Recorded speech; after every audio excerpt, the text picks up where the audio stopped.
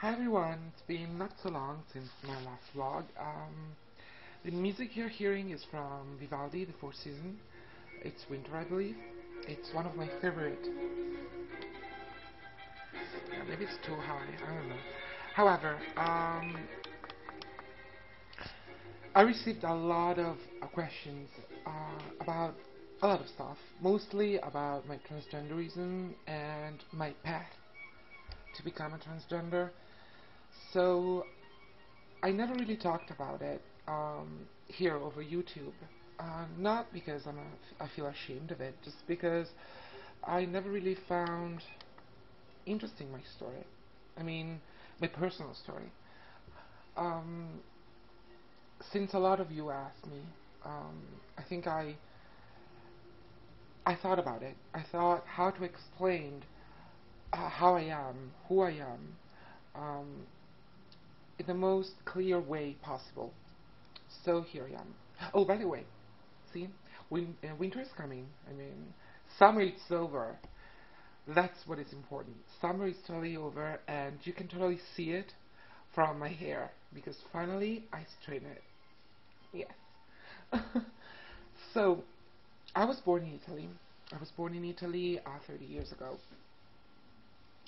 Unfortunately, 30. I wish it was like 25. However, I was born 30 years ago in Italy, and in a small town called Bassano del Grappa, which is near Venice. Um, I didn't have role models back then. I mean, uh, the only transsexuals we knew in Italy were like hookers or one or two who were famous over the television, which was Amanda Lear and Eva Robbins. Then there was also Maurizia Paradiso, which was another one who was she's extremely beautiful, but she was also related to the porn industry. Back then, I don't know if she was actually making porn movies, but she always kinda, was related to it. So I never had a positive, let's say, role model to look after. Um, there were stereotypes, like they're still existing now, which mean, a transsexual was a hooker, or a woman, not even a woman. She was not even a person like that. Now it's starting to change, but back when I was like 5 years old, transgenders were like considered freaks, real freaks. However, so I was born in Italy, and everything looked the same to me. I mean, I grew up in a family that was very supportive and never really made me understand I was different. Um, my first memories were like, me wearing my aunt heels in front of everybody, and I was like 4 years old. It was like not such a big deal. My dad always came back from, a trip, and he always had a Barbie doll for me. So the first time I really realized I was different from the rest of the people was when I was 6 years old in my elementary school, the first day, and uh,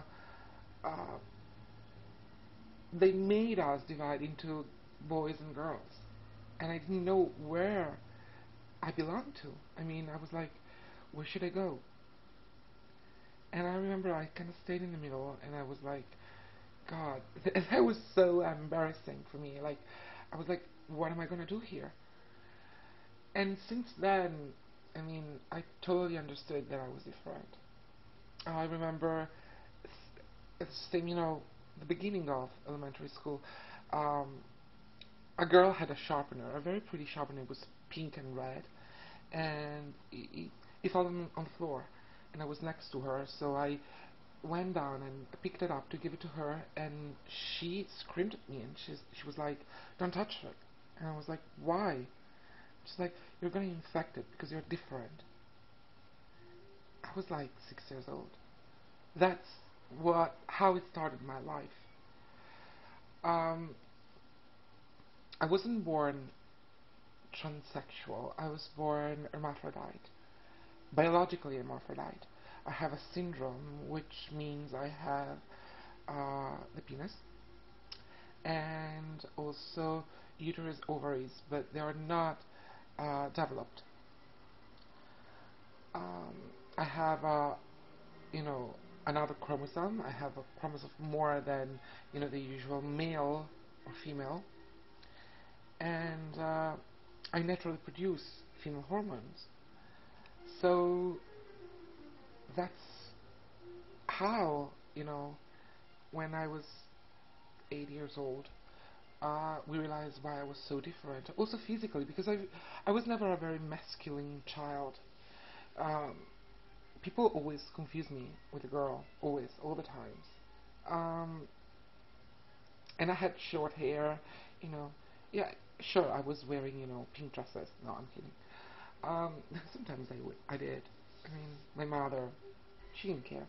But however, I mean, I was never masculine, and that's, I had a surgery back then when I was 7 years old, and they discovered it because they opened it up and they saw there was something different. They called up my parents and they said, we found that. We found the uterus and the ovaries. What are we going to do? Are we going to remove them? And my mom said, no, no, that's the way she is. Just leave it like that. She's going to decide what to do. So I actively became a girl when I was 14 years old. Um, I had a period of transition which was like more, androgynous, and it was like in between, I was like 12ish through, 14th. So that was my period of transition, which meant for me, looking like a guy, for the others, I still looked like a girl. Or I acted like a girl, which I never could do anything about it. Did I have problems about it? I personally didn't have any problems. I felt okay with it. I was conscious of the fact that I was different from the others, and I was conscious for the fact that I could have had a lot of troubles, and I did. I mean, I had my shares, of fights.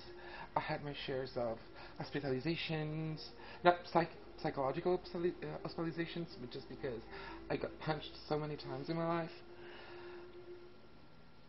But it never really struck me or put me down. I always knew I was this way, and I always knew that that was the way I was supposed to be. Therefore, it wasn't like a big deal for me. Um, it was hard. It was hard, especially because I was living in such a small town. But I would never change my past or my experiences, because what happened to me, all the experiences I had, even the bad ones, and I know it sounds kind of corny, but all the experiences I had helped me become the person I am now. And I'm a pretty damn good person. And I know what it means to be different from the others, and I know what it means to suffer. And that's up until I was 18. Then I moved to New York City, and that's another story I'm gonna tell you the next time if you're interested. So I hope I clarified my situation to all of you. I have 1 minute left. Um, so if you have other questions, I hope I answered to some of the questions you gave me today.